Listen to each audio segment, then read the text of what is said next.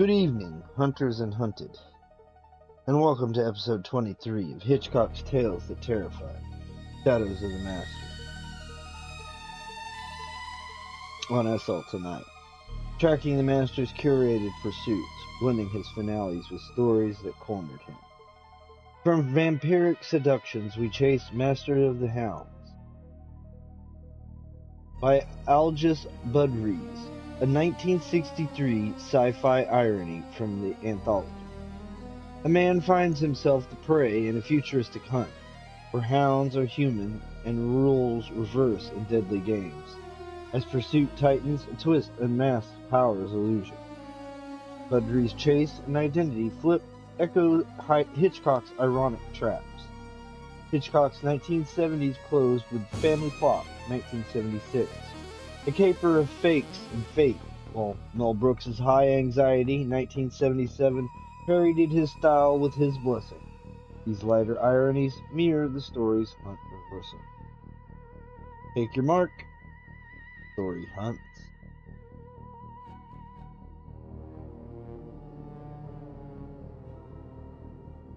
The White Sand Road led off the state highway through the sparse pines. There were no tire tracks in the road, but as Malcolm turned the car onto it, he noticed the footprints of dogs, or perhaps of only one dog, running along the middle of the road towards the combined general store and gas station at the intersection.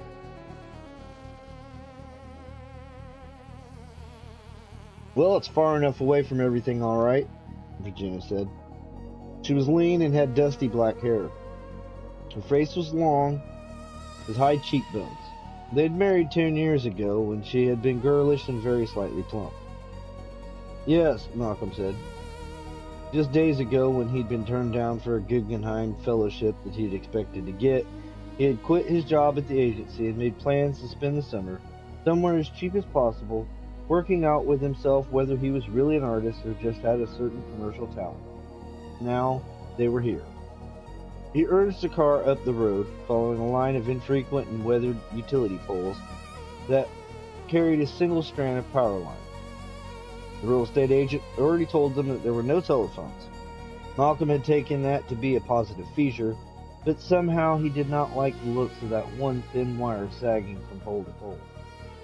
The wheels of the car sank in deeply on either side of the dog prints, which he followed like a row of breadcrumbs through a forest. Several hundred yards farther along, they came to a sign at the top of the hill. Marine View Shores, New Jersey's newest fast-growing residential community. Welcome home for $9,990. No down payment for vets. Below them was a wedge of land, perhaps 10 acres altogether, that pushed out into the lower New York Bay. The road became a gullied yellow gravel street, pointing straight towards the water and ending in 3 concrete posts, one of which had fallen and left a gap wide enough for a car to blunder through. Beyond that was a low drop-off where the bay ran northward to New York City and in the other direction towards the open Atlantic. On either side of the roughed-out street, the bulldozed land was overgrown with scrub oak and sumac. Along the street were rows of roughly rectangular pits.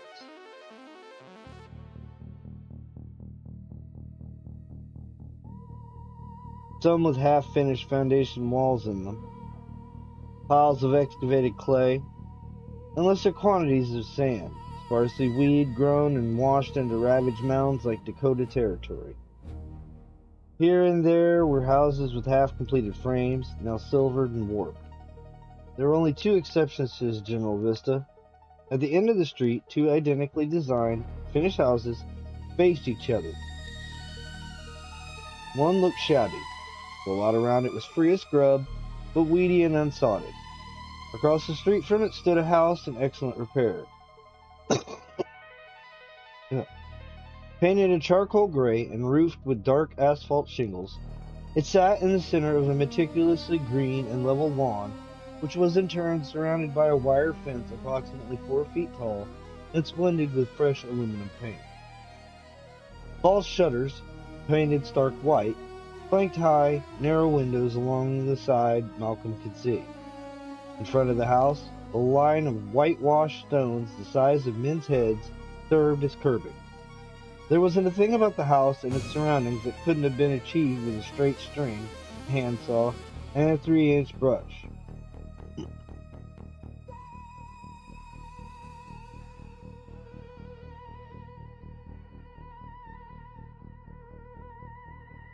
Malcolm saw a chance to cheer things up.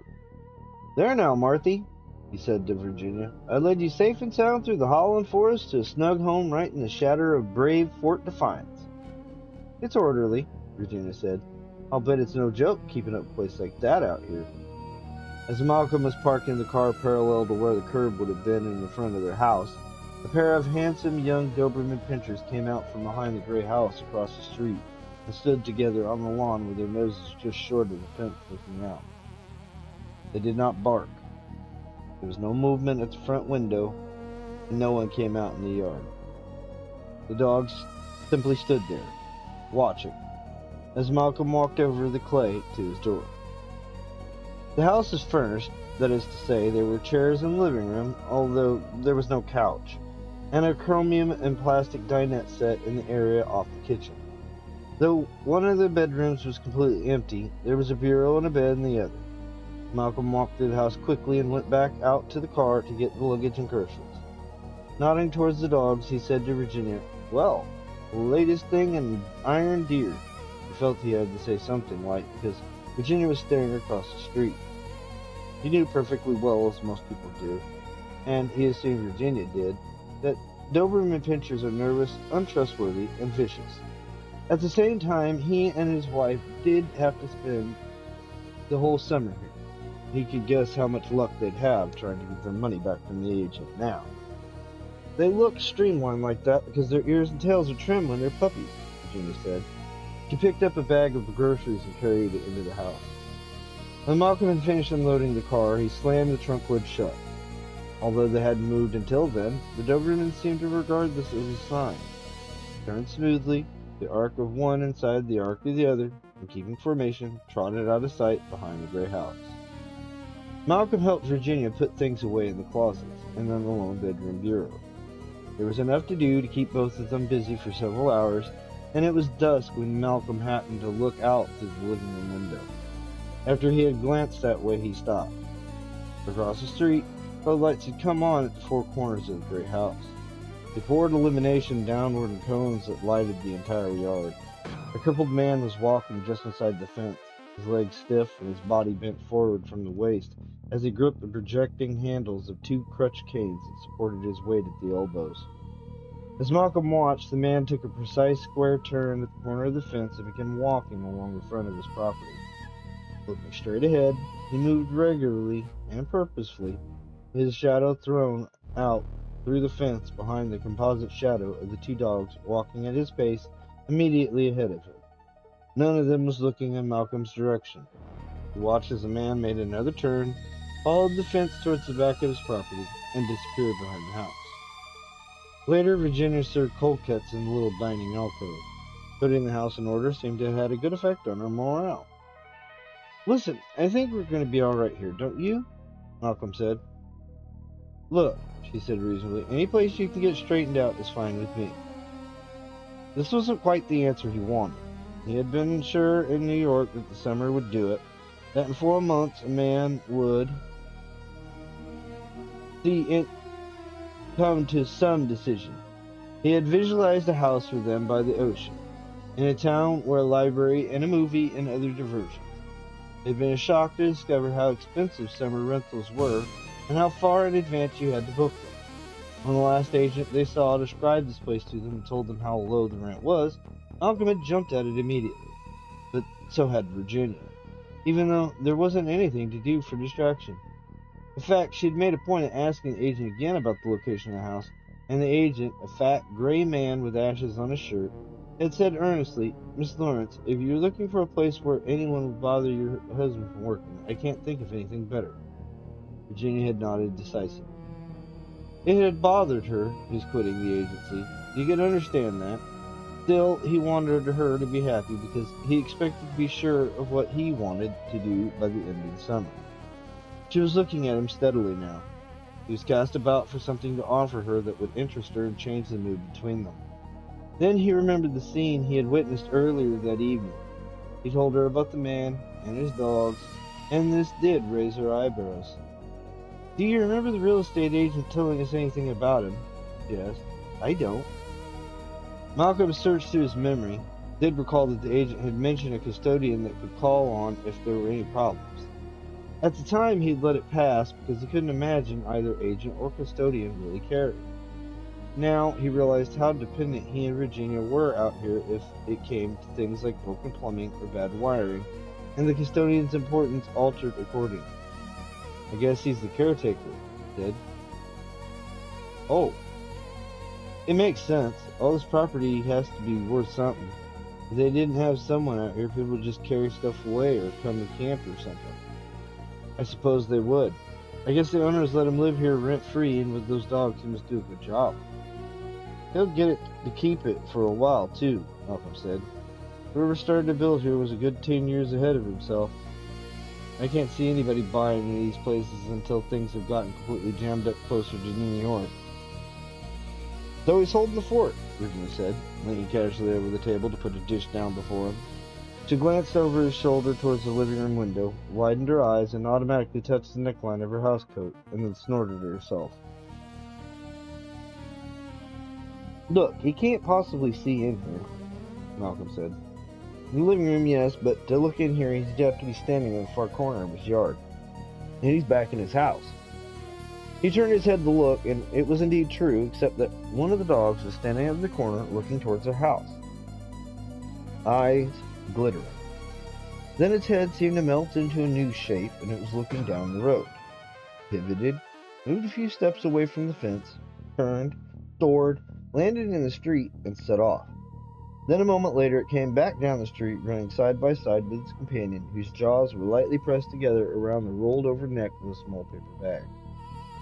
The dogs trotted together companionably and briskly, their flanks rubbing against one another. And when they were a few steps from the fence, they leaped over it in unison and continued across the lawn until they were out of Malcolm's reach. "For heaven's sakes, he lives all alone with his dogs," she said. Malcolm turned quickly back to her. "How do you come to think that?" "Well, it's pretty plain. You saw what they were doing out there just now. They're his servants. He can't get around himself, so they run errands for him. If he had a wife, she would do it. You learned all that already." "Did you notice how happy they were?" Virginia asked. "There was no need for that other dog to meet its friend, but it wanted to. It can't be anything but happy." Then she looked at Malcolm, and he saw the old studying reserve coming back into her eyes. "For Pete's sake, they're only dogs. What do they know about anything?" Malcolm said. "They know about happiness," Virginia said. "They know what they do in life." Malcolm lay awake for a long time that night. He started by thinking about how good the summer was going to be living here and working, and then he thought about the agency and about why he didn't seem to have the kind of shrewd, limited intuition that let a man do advertising work easily. At about 4 in the morning, he wondered if perhaps he wasn't frightened, and had been frightened for a long time. None of this kind of thinking was new to him, and he knew that it would take him till late afternoon the following day to reach the point where he was feeling pretty good about himself. When Virginia tried to wake him early the next morning, he asked her to please leave him alone. At 2 in the afternoon, she brought him a cup of coffee and shook his shoulder. After a while, he walked out to the kitchen in his pajama pants and found that he had scrambled up some eggs for the two of them. "What are your plans for the day?" Virginia said when he had finished eating. He looked up. "Why?" "Well, while you were sleeping, I put all your art things in the front bedroom. I think it'll make a good studio. With all your gear in there now, you can be pretty well set up by this evening." At times, she was so abrupt that she shocked him. It upset him that she might have been thinking that he wasn't planning to do anything at all. "Look," he said, "you know I like to get the feel of a new thing." "I know that. I didn't set anything up in there. I'm no artist. I just moved it all in." When Malcolm had sat for a while without speaking, Virginia cleared away their plates and cups and went into the bedroom. She came out wearing a dress, and she had combed her hair and put on lipstick. "Well, you do what you want to," she said. "I'm going to go across the street and introduce myself." A flash of irritability hit him, but then he said, "If you wait a minute, I'll get dressed and go with you. We might as well both meet him." He got up and went back to the bedroom for a t-shirt and blue jeans and a pair of loafers. He could feel himself beginning to react to pressure. Pressure always made him find out. It looked to him as if Virginia had already shot the day for him. They were standing at the fence on the narrow strip of lawn between it and the row of whitewashed stones, and nothing was happening. Malcolm saw that although there was a gate in the fence, there was no break in the little grass border opposite, and there was no front walk. The lawn was lush and all in one piece, as if the house had been lowered onto it by a helicopter. He began to look closely at the ground just inside the fence, and when he saw the regular pockmarks on the man's crutches, he was comforted. "Did you see any kind of bell or anything?" Jenny asked. "No." "Think the dogs would bark?" "I'd just as soon they didn't." "Will you look?" he said, fingering the gate latch. "Paint's hardly scuffed. But he hadn't been out of his yard all summer." Her touch rattled the gate lightly, and at that the two dogs came out from behind the house. One of them stopped, turned, and went back. The other dog came and stood by the fence, close enough for them to hear its breathing, and watched them with its head cocked alertly. The front door of the house opened. At the doorway there was a wink of metal crutches, and then the man came out and stood on his front steps. When he had satisfied himself as to who they were, he nodded, smiled, and came toward them. The other dog walked beside him. Malcolm noticed that the dog at the fence did not distract himself by looking back at his master. The man moved swiftly, crossing the ground with nimble swings of his body. His trouble seemed to be not in the spine, but in the legs themselves, for he was trying to help himself along with them.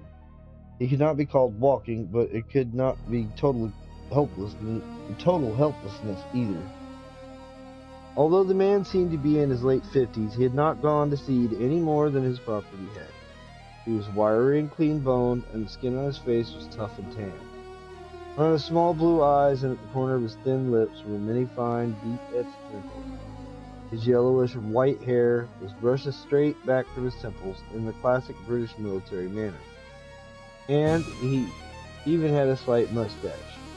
He was wearing a tweed jacket with leather patches at the elbows, which seemed a little warm for this kind of day, and a light flannel, pale gray shirt with a pale blue bow tie.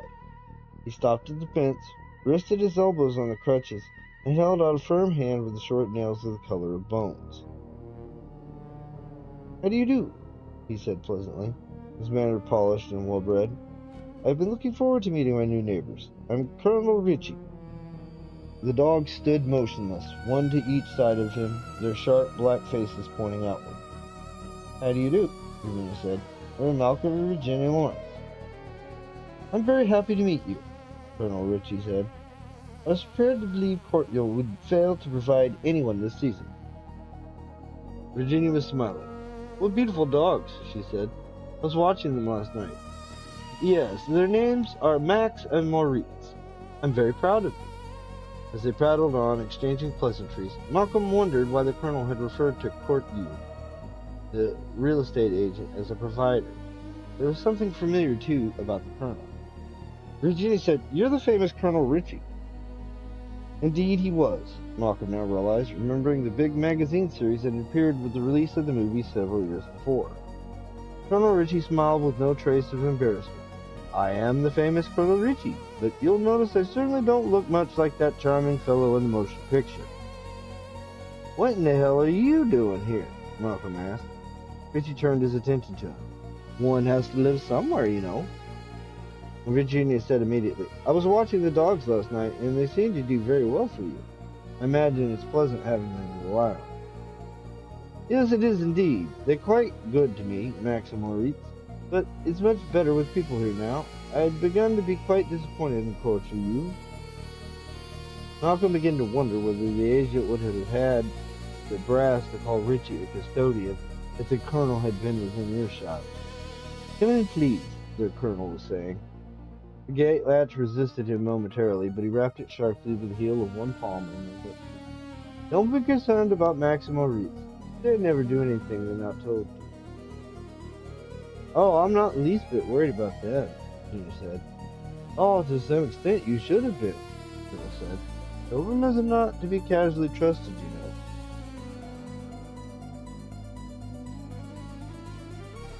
It takes many months before one can be at all confident in dealing with them. But you trained them yourself, didn't you? Virginia said. Yes, I did, Colonel said, with a pleased smile. From imported pups. The voice in which they now spoke to the dogs was forceful, but as calm as his manner had been to Virginia. Kennel, he said, and Max and Marie stopped looking at Malcolm and Virginia and smoothly turned away. The Colonel's living room, which was as neat as a sample, contained beautifully cared for and somewhat old-fashioned furniture. The couch, with its needlepoint upholstery and carved framing, was the sort of thing Malcolm would have expected in a lady's living room. Angling out from one wall was a Morris chair, placed so that a man might relax and gaze across the street or, with a turn of his head, rest his eyes on the distant lights of New York. Old paintings in heavy gilded frames depicted landscapes, great eye-stretching vistas of rolling open country. The furniture in the room seemed sparse to Malcolm until it occurred to him that the Colonel needed extra clearance to get around in and had no particular need to keep additional chairs for visitors. Please do sit down, the Colonel said. I shall fetch some tea to refresh us. When he had left the room, Virginia said, Of all people, neighborly too. Malcolm nodded. Charming, he said. The Colonel entered holding a silver tray perfectly steady. His edges grasped between his thumb and forefingers, his other fingers curled around each of the projecting black rubber hand grips of his crutches. He brought tea on a tray and, of all things, homemade cookies. I must apologize for the tea service, he said, but it seems to be the only one I have. When the Colonel offered the tray, Malcolm saw that the utensils were made of the common sort of sheet metal used to manufacture a food can.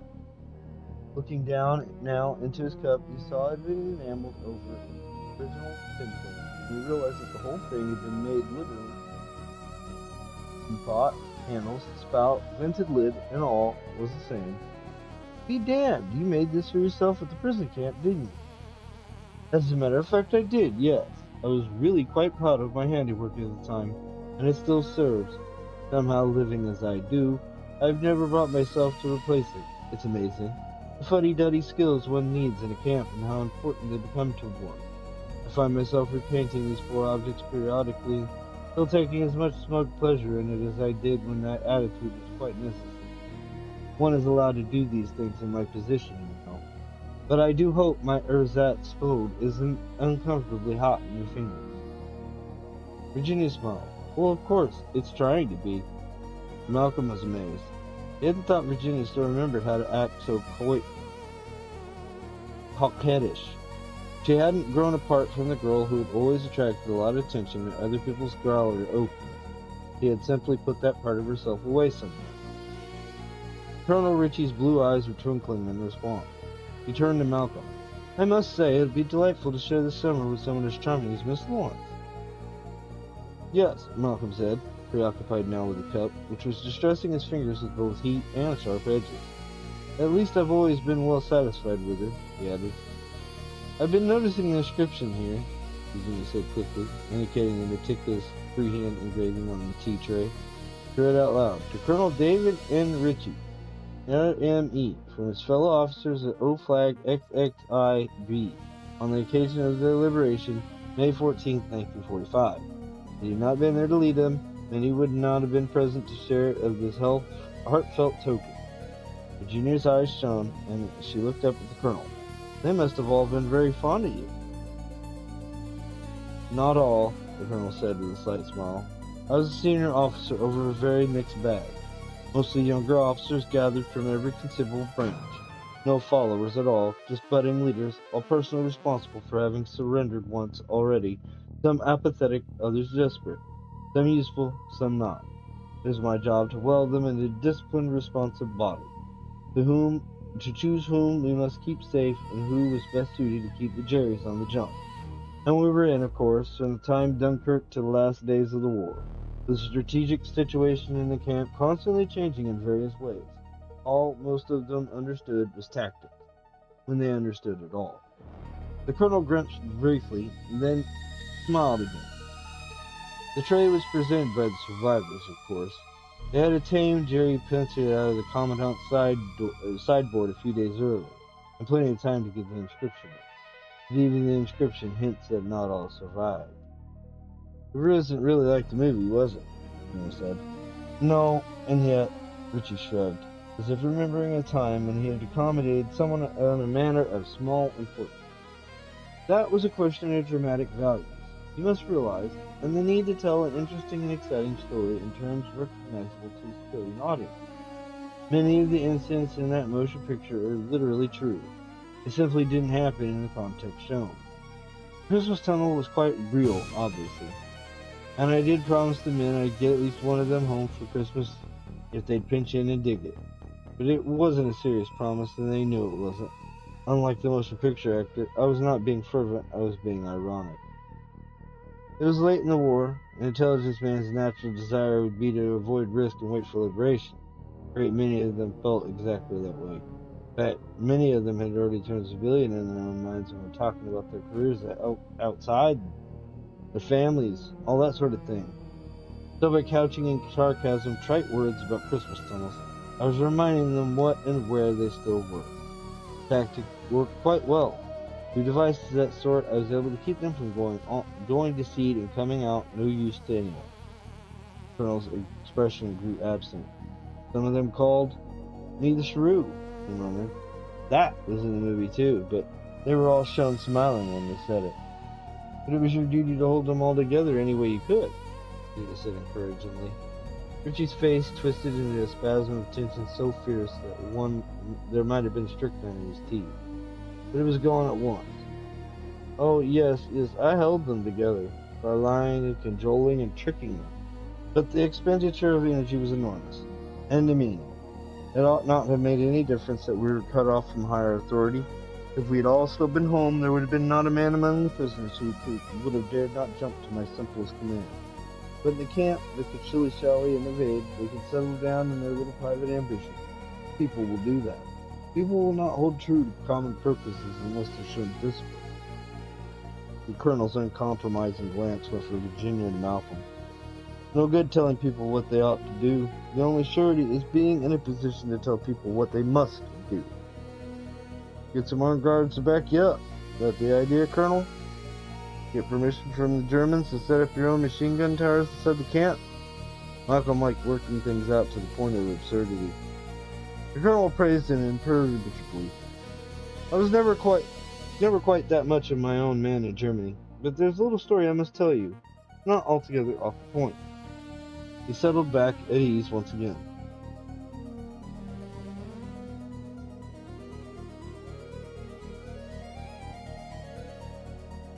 You may have been curious about Max and Maurice. The Germans, as you know, have always been fond of training dogs to perform all sorts of entertaining and useful things.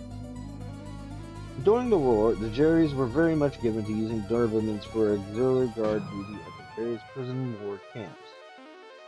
In action, Mr. Lawrence, or simply in view, a training dog is far more terrifying than any soldier with a machine pistol.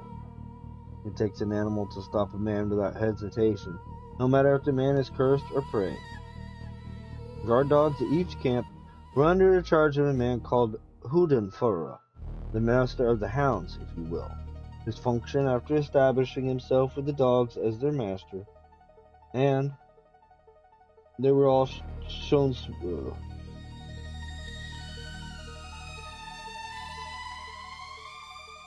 whenever they were needed. The dogs had been taught certain patrol routines. It was necessary only for the Hundenführer to give a simple command like search or arrest, and the dogs would know what to do. Once we'd seen them do it, they were very much on our minds, I assure you.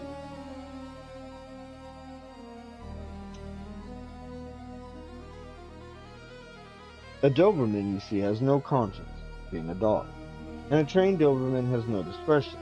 From the time he's a puppy, he's bent to whatever purpose has been preordained for him, and the lessons are painful and autocratic. Once an order has been given, it must be enforced at all costs, for the dog must learn that all orders are to be obeyed unquestioningly. That being true, the dog must also learn immediately and irrevocably that the only orders from one particular individual are valid. Once a Doberman has been trained, there's no way to retrain it. When the American soldiers were seen coming, the Germans in the machine gun towers threw down their weapons and tried to flee, but the dogs had to be shot. I watched from the hospital window, and I shall never forget how they continued to leap at the kennel fencing until the last one was dead. Their Hundführer had run away. Malcolm found that his attention was wandering, but Virginia asked, as if on cue, "How did you get into the hospital? Was that the Christmas tunnel accident?" "Yes," the colonel said to Virginia, gentleman to lady. "The sole purpose of the tunnel was, as I said, to give the men a focus of attention. The war was near enough its end. It would have been foolhardy to risk actual escaping. But we did the thing up brown, of course. We had a concealed shaft.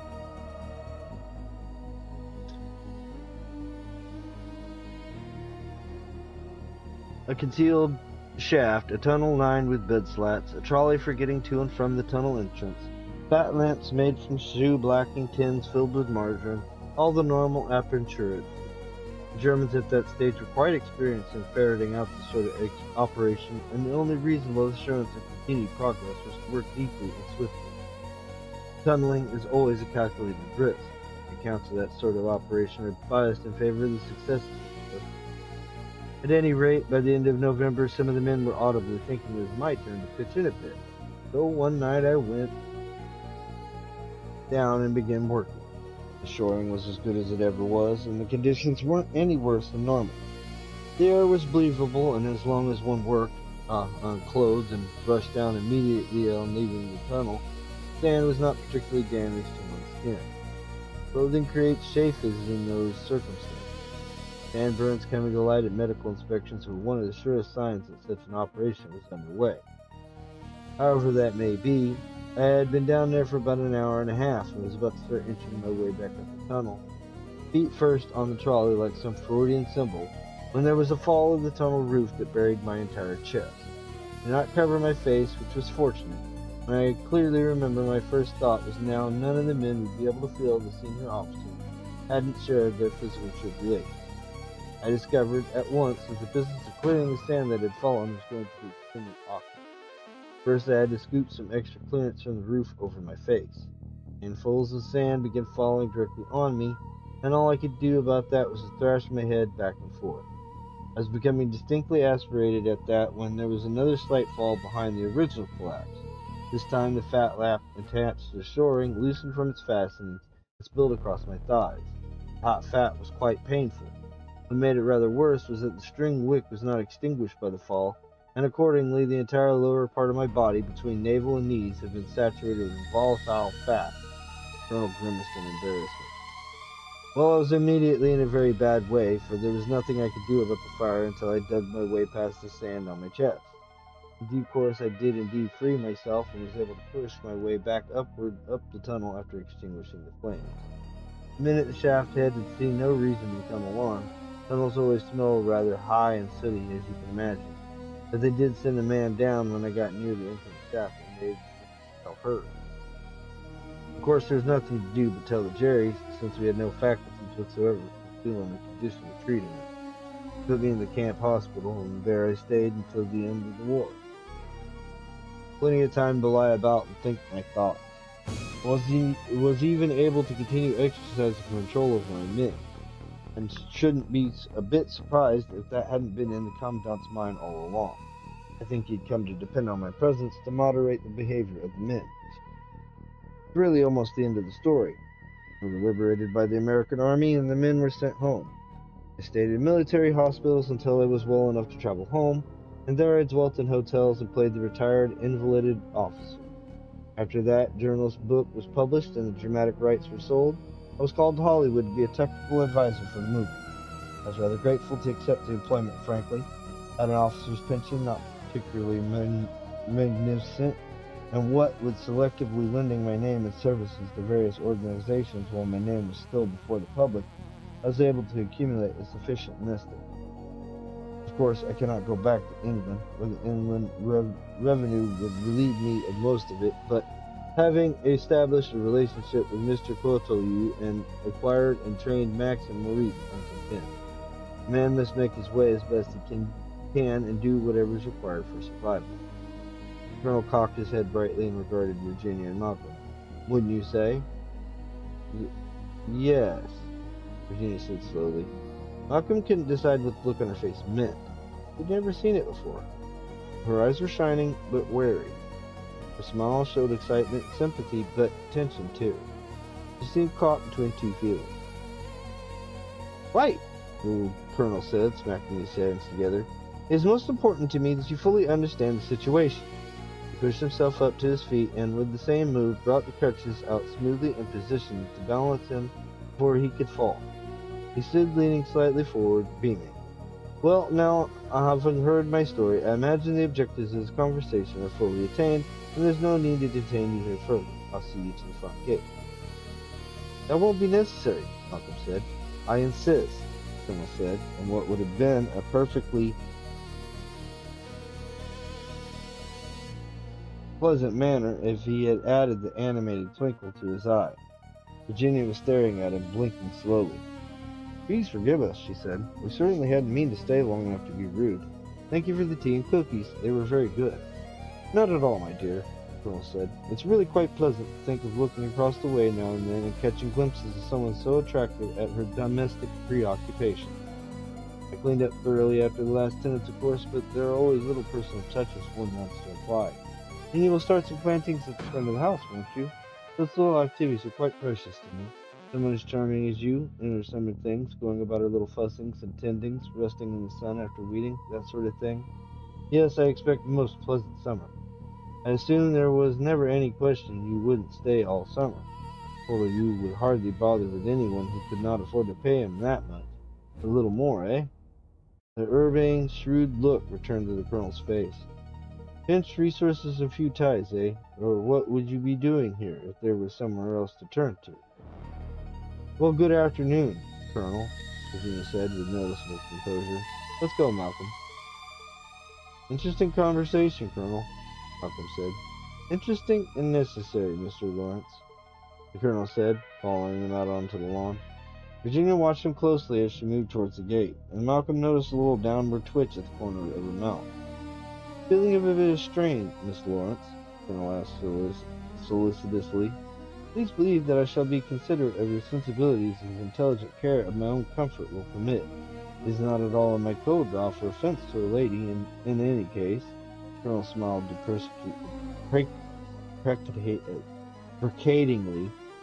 Since the mishap of the Christmas tunnel, one might say the spirit is willing, but the Colonel frowned down absently at his cane. No, Miss Lawrence, he went on, shaking his head paternally, is a flower the less for being breathed of, and is the cultivated flower tended and nourished, not more fortunate than the wild rose that blushes unseen. Do not regret your present social situation too much, Miss Lawrence. Some might find it inevitable. Few things are more changeable than points of view. In the coming weeks, your viewpoint might well change. Just what the hell are you saying to my wife? Malcolm asked. Virginia said quickly, we can talk about it later. Colonel smiled at Virginia. Before you do that, I have something else to show Mr. Lawrence. He raised his voice slightly. Max, Maurice, here! And the dogs were there. Ah, Mr. Lawrence, I'd like to show you first how these animals respond, how discriminating they can be. He turned to one of the dogs. Maurice, said sharply, nodding towards Malcolm. Kill. Malcolm couldn't believe what he had heard. Then he felt a blow on his chest. The dog was on him, his hind legs making short, fast digging sounds on the lawn as it pressed its body against him. It was inside the arc of his arms, and the most he could have done was to clasp it closer to him. He made a tentative move to pull his arms back and then push forward against its rib cage, but the minor shift in weight made him stumble, and he realized if he completed the gesture, he would fall. All this happened in a very short time, and then the dog touched open lips with it. Having done that, it dropped down and went back to stand beside Colonel Ritchie and Max. You see, Mr. Lawrence, the Colonel asked conversationally, the dog does not respond to literal meaning. It is conditioned. It is trained to perform a certain action when it hears a certain sound. Cues one teaches the dog with pain and patience are not necessarily cues an educated organism understands. Pavlov rang a bell and a dog salivated. The bell, food. If he could rung a different bell or said, food, doggy, there would have been no response. So when I speak in a normal tone rather than a command pitch, kill does not mean kiss, even to Maurice. It means nothing to him, unless I raise my voice, and I could just as easily have conditioned him to perform that sequence in association. some other commands, such as, oh, say, ginger snaps. But then you might not have taken the point of my little instructive jest. There's no way anyone but myself can operate these creatures. Only when I command do they respond. And now you respond, eh, Mr. Lawrence? I dare say. Well, good day. As I said, you have things to do. They left through the gate, which the colonel drew shut behind them. Max, he said, watch. And the dog froze in position. Moritz, come. The colonel turned, and he and the other dog crossed the lawn and went into his house. Malcolm and Virginia walked at a normal pace back to the rented house, Malcolm matching his step to Virginia's. I wondered if she were being so deliberate because she wasn't sure what the dog would do if she ran. It had been a long time since Virginia hadn't been sure of something. In the house, Virginia had made certain the door was shut tight, and then she went to sit in the chair that faced away from the window. Can you make me some coffee, please? She said. All right, sure. Take a few minutes. Catch your breath a little. A few minutes is what I need, she said. Yes, a few minutes and everything will be fine. When Malcolm returned to the coffee, she continued. He's got some kind of string on court you, and I bet those people at the store down at the corner aren't too happy about those dogs walking in and out of there all the time. He's got us. We're locked up. Now wait, Malcolm said. There's a whole state of New Jersey out there, and he can't. Yes, he can. If he thinks he can get away with it, he's got good reasons for thinking he can. Take it on faith. There's no bluff in him. Well, look, he said. Just what can he do to us? Any damn thing he pleases. That can't be right, Malcolm frowned. He's got us pretty well scared right now, but we ought to be able to work out some way of... Virginia said tightly, the dog's still there, right? Malcolm nodded. Okay, she said. What did it feel like when he hit you? It looked awful. It looked like he was going to drive you clear onto your back. Did you feel that way? What did you think? Well, he's a pretty strong animal, Malcolm said, but to tell the truth, I didn't have time to believe it. You know, a man just saying kill like that's a pretty hard thing to believe, especially just after tea and cookies. He's very shrewd, Virginia said. I can see why he had that camp guards running around in circles. He deserved to have a book written about him.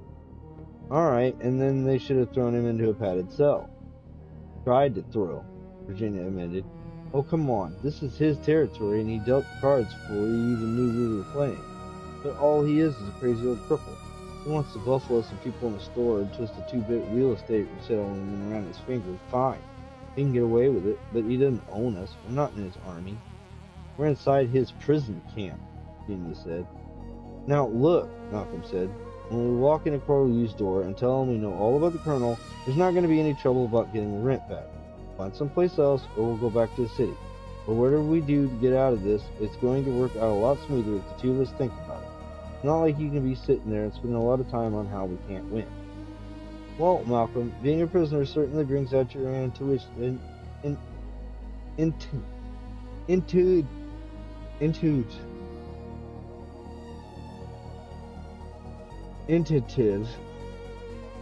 initiative. There it is.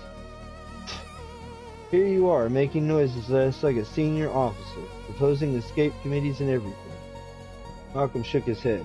Now of all times, when they needed each other so much, she wouldn't let up. The thing to do was to move too fast for her. All right, he said, let's get in the car. There was just a little bit of sweat on his upper lip. What? He had her sitting up, straight in the chair, at least. Do you imagine that the dog will let us get anywhere near the car? You want to stay here? All right, just keep the door locked. I'm going to try it, and once I'm out, I'm going to come back there with a nice, healthy state cop carrying a nice, healthy riot gun. We're either going to do something about the colonel and those two dogs, or we're going to at least move you and our stuff out of here. He picked up the car keys, stepped through the front door very quickly, and began to walk straight for the car. The dog barked sharply once. The front door of Richie's house opened immediately, and Richie called out, Max, hold! The dog on the lawn was over the fence and had his teeth thrust carefully around Malcolm's wrist before he could take another 8 steps, even though he had broken into a run. Both the dog and Malcolm stood very still. The dog was breathing shallowly and quietly, its eyes shining. Richie and Moritz walked as far as the front fence.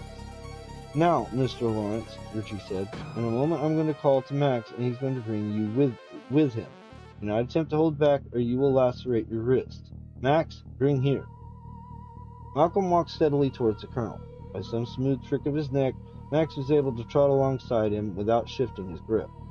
Very good, Max, Richie said soothingly when they had reached the fence. Loose now. and the dog let go of Malcolm's wrist. Malcolm and Richie looked into each other's eyes across the fence in the darkening evening. "Now, Mr. Lawrence," Richie said, "I want you to give me your car keys." Malcolm held out the keys, and Richie put them in his pocket. "Thank you." He seemed to reflect on what he was going to say next, as a teacher might reflect on his reply to a child who had asked why the sky is blue. "Mr. Lawrence, I want you to understand the situation. As it happens, I also want a 3-pound can of Crisco. If you will please give me all the money in your pocket, this will simplify matters." "I don't have any money on me," Malcolm said. "Do you want me to go in the house and get some?" "No, Mr. Lawrence, I'm not a thief. I'm simply restricting your radius of action in one of the several ways I'm going to do so. Please turn out your pockets." Malcolm turned out his pockets. "All right, Mr. Lawrence, if you would hand me your wallet and your address book and 37 cents, it will all be returned to you whenever you have legitimate use for it." Richie put the items away in the pockets of his jacket. "Now a 3-pound can of Crisco is 98 cents. Here's a $1 bill. Max will walk with you to the corner grocery store, and you will buy the Crisco for me and bring it back. It's too much for a dog to carry in a bag, and it's 3 days until my next monthly delivery of staples. At the store, you will please tell them that it will not be necessary for them to come here with monthly deliveries any longer, but you will be in to do my shopping for me from now on. I expect you to take a minimum amount of time to accomplish all this and to come back with my purchase, Mr. Lawrence. Max." The Colonel nodded towards Malcolm. "Guard. Store." The dog trembled and whined. "Don't stand still, Mr. Lawrence. His commands are incompatible until you start towards the store. If you fail to move, he will grow increasingly tense. Please go now. Maritza and I will keep Miss Lawrence good company until you return." The store consisted of one small room in front of a drab house. On unpainted pine shelves were brands of goods that Malcolm had never heard of. "Oh, you're one of those nice dogs," the tired, plump woman behind the counter said, leaning down to pat Max, who had approached her for that purpose. It seemed to Malcolm that the dog was quite mechanical about it and was pretending to itself that nothing caressed it at all. He looked around the place, but he couldn't see anything or anyone that offered any prospect of alliance. "Colonel Richie wants a 3-pound can of Crisco," he said, reading the name out to check the reaction.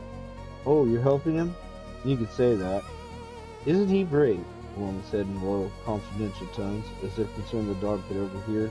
"You know, there's some people who think you should feel sorry for a man like that, but I'd say it would be a sin to do so. But he gets along just fine, and he's got more pride and spunk than any old man I've ever seen. Makes a whole person proud to know him. You know, I think it's just wonderful the way these dogs come and fetch little things for him, but I'm glad he's got somebody to look out for him now. Except for us. I don't think he sees anybody from one year to the next. Except Summers, of course." He studied Malcolm closely. "You're Summers people, too, aren't you? Well, glad to have you, if you're doing some good for the Colonel. Those people last year were ashamed. Just moved out one night in September, and neither the Colonel nor me or my husband seen hide nor hair of them since. Owed the Colonel a month's rent," he said, when we was out of there. "Is he the landlord?" "Oh, sure, yes. He owns a lot of land around here. Bought it from original company after we went bust." "Does he own the store, too?" "Well, we lease it from him now. Used to own it, but we sold it to the company and leased it from them. Oh, we was all going to be rich. My husband took the money from the land and bought a lot across the street and was going to set up a real big gas station there. Figured to be real shrewd, but you just can't get people to live out here. I mean, it isn't as if this was oceanfront property, but the Colonel now, he's got a head on his shoulders. He's got to go up someday, and he's just going to hold on to it till it does." The dog was getting restless, and Malcolm was worried about Virginia. He paid the can of Crisco, and he and Max went back up the sand road in the dark. There really, honestly, didn't seem to be much else to do. At his front door he stopped, sensing that he should knock. When Virginia let him in, he saw that she had changed her shorts and haltered. "Hello," she said, and they stood aside quietly for him and Max. The Colonel, sitting curtly forward on one of the chairs, looked up. "Ah, Mr. Lawrence, you're a trifle tardy, but the company has been delightful, and the moments seem to fly." Malcolm looked at Virginia. In the past couple of years, a little fat had accumulated above her knees, but she still had long, good legs. Colonel Richie smiled at Malcolm. "A rather close evening. I simply suggested to Miss Lawrence that I certainly wouldn't be offended if she left me for a moment and changed to something more comfortable." It seemed to Malcolm that she could have handled that, but apparently she hadn't. "Here's your Crisco," Malcolm said. "The change is in the bag." Thank you very much, the Colonel said. Did you tell them about the grocery deliveries? Malcolm shook his head. I don't remember. I don't think so. I was busy getting an earful about how you own them lock, stock, and barrel. Well, no harm. You can tell them tomorrow. Is there going to be some set time for me to run your errands every day, Colonel, or are you just going to whistle whenever something comes up? Ah, yes, you're concerned about interruptions in your mood. Miss Lawrence told me you were some sort of artist. I'd wondered at your not shaving this morning. The Colonel paused and then went on crisply. I'm sure we'll shake down into whatever routine suits best. It always takes a few days for individuals to hit their stride as a group. After that, it's quite easy. Regular functions, established duties, that sort of thing. Time to rise and wash, time to work, time to sleep, time to yeet this motherfucker. Like, where's this dog right now? Mr. Lawrence, you'll be surprised how comfortable it becomes. Most people find it a revelation. The Colonel's gaze grew distant for a moment. Some do not. And, again, mute him. Mute him. The dog can't do shit. At least I would think so. Don't worry, Mr. Lawrence. You'll be surprised how comfortable it becomes. Most people find it a revelation. The Colonel's gaze grew distant for a moment. Some do not. Some are as if born on another planet, innocent of human nature. Dealing with that sort becomes an energy for all-over success, depending on my admitting the existence of individual failure. No, some do not respond, but we need to dwell on what time will tell us. Richie's eyes twinkled. I have dealt previously with creative people. Most of them need to work with their hands, do stupid, dull, boring work that leaves their minds free to soar in spirals and yet forces them to stay away from their craft until the tension is nearly unbearable. The Colonel waved in the direction of the unbuilt houses. There's plenty to do. If you don't know how to use a hammer and saw as yet, I know how to teach that. And when from time to time you reach the proper pitch of creative frustration, then you shall have what time off I judge will best serve you artistically. I think you'll be surprised how pleasingly you'll take it from your studio. From what I gather from your wife, this may well be a very good experience for you. Malcolm looked at Virginia.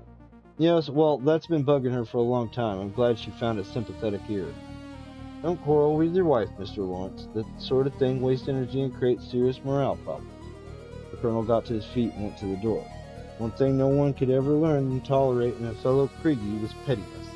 That sort of thing was always weeded out. Come, Max, come, Moritz. Good night. He left. Malcolm went over the door and put the chain on. Well, he said. All right, now look. Malcolm held up one finger. Hold it. Nobody likes a quarrelsome Kriegie. We're not going to fight. We're going to talk.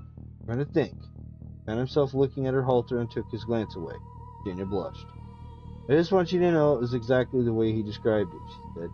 He said he wouldn't think it impolite if I left him alone in the living room while I went to change, and I wasn't telling him our troubles.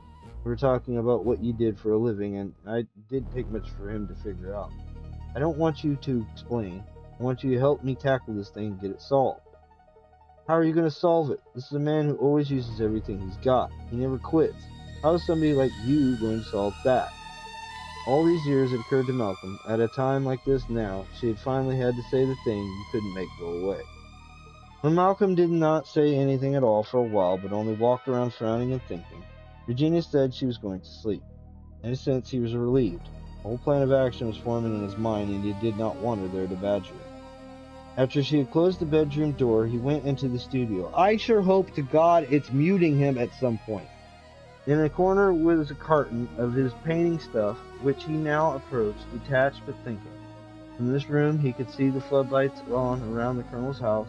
The Colonel had made a circuit of the yard, and one of the dogs stood at attention, looking across the way. Setting hadn't altered at all from the night before. Setting? No, Malcolm thought, bouncing a jar of brown tempura in his hand. Mood? C. His arm felt good all the way down from his shoulder into the forearm, wrist, and fingers.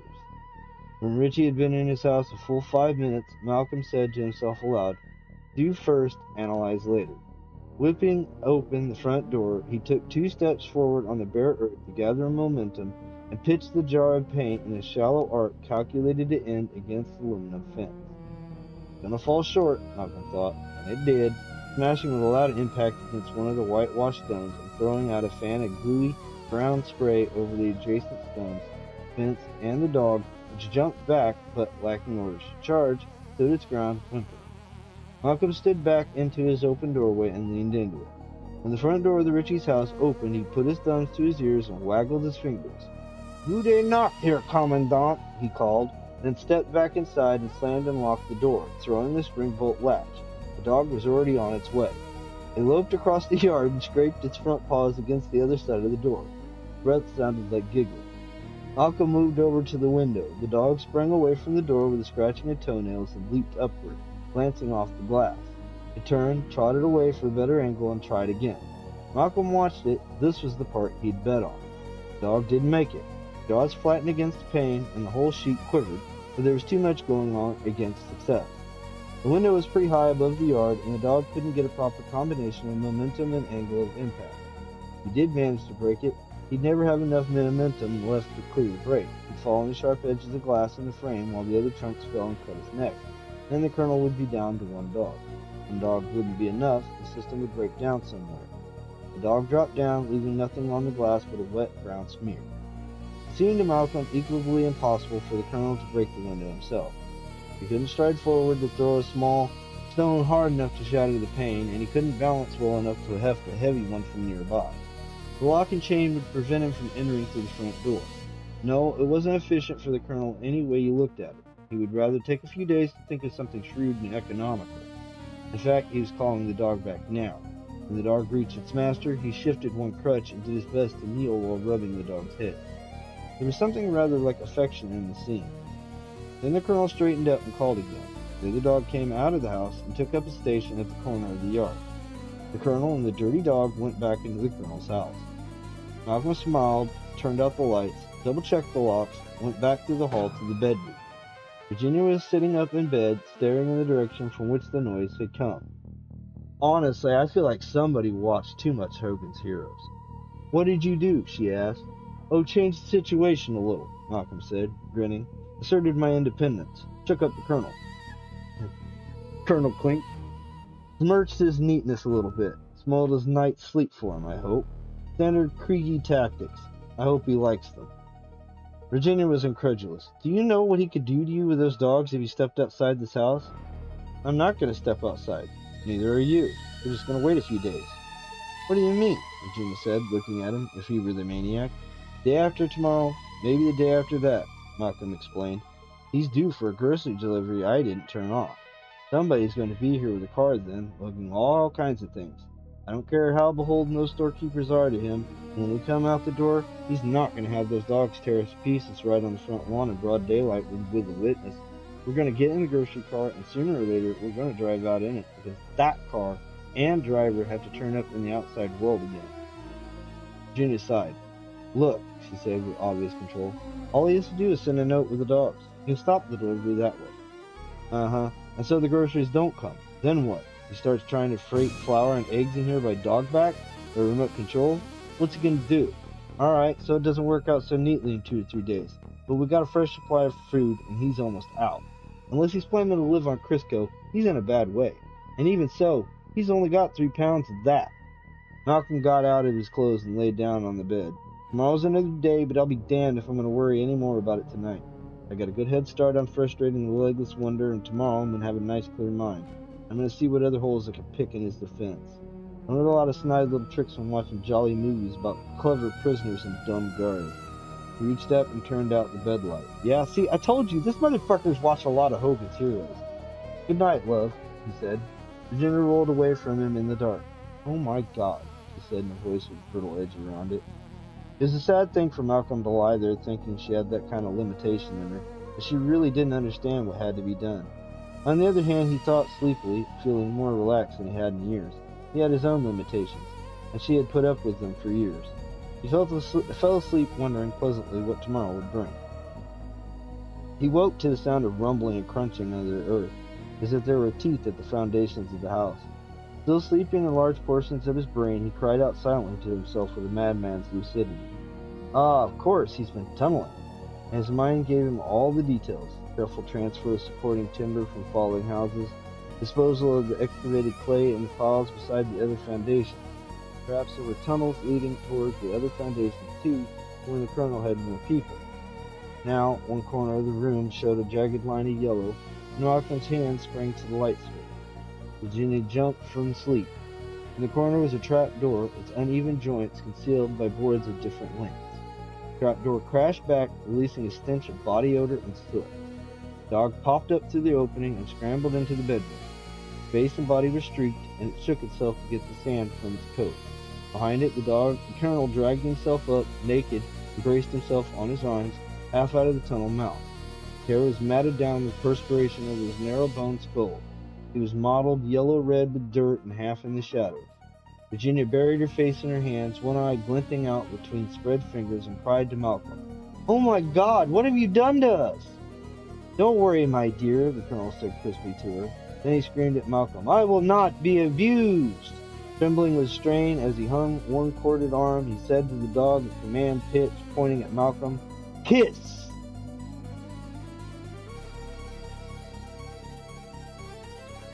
And so concludes Master of the Hounds, which didn't end the way that I expected, honestly. That mute, yeet. I don't get it. So many different ways. Anyway, and so concludes Master of the Hounds, where pursuit preys on the pursuer, a biting irony of reversed roles. As the hunt inverts, it reflects Hitchcock's craft of fateful flips. Family Plot's charm capped his films, while Brooks's parody, earning Hitchcock's wine gift, celebrated suspense. These finales preserved his legacy of twisted power. Did this hunt reverse you? Or did it piss you off like it pissed me off? Seriously, I'd have hucked some shit at that motherfucker in my house. Well, comment, like, subscribe, all that jazz. Next up, The Candidate by Henry Cesar. Choose your role. Good night.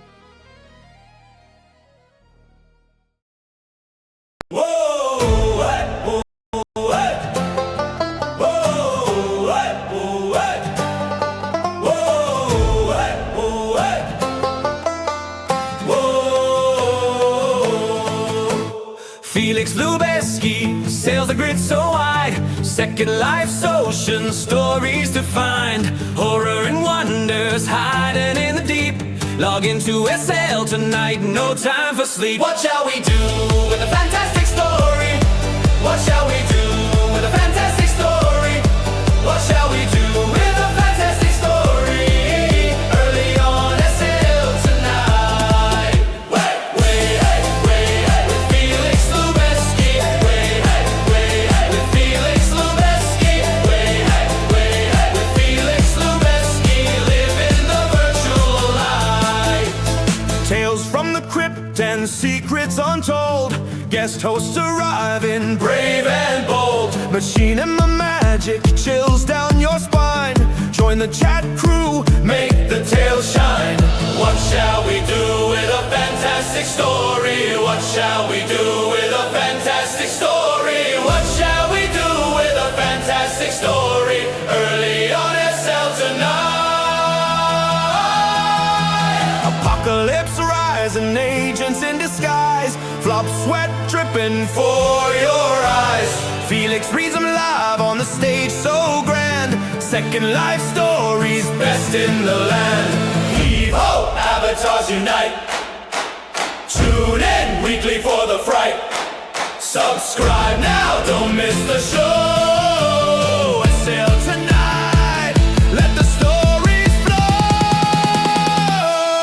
What shall we do with a fantastic story? What shall we